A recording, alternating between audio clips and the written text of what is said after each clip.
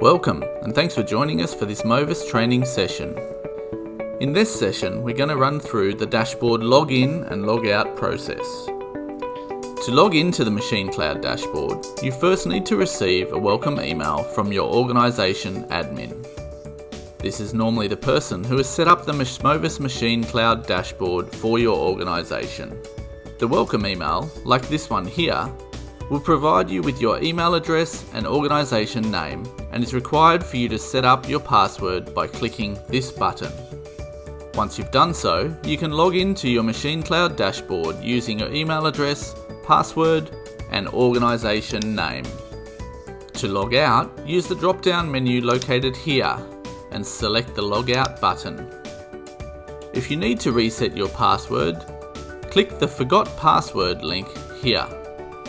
If you need assistance, access to help is available right within the dashboard.